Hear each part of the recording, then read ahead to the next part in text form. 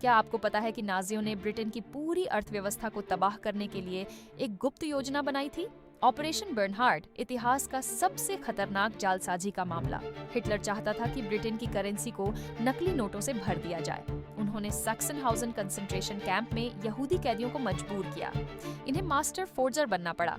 ये नकली पाउंड इतने परफेक्ट थे कि बैंक ऑफ इंग्लैंड भी असली और नकली में फर्क नहीं कर सकता था। 130 मिलियन पाउंड के नकली नोट बनाए गए।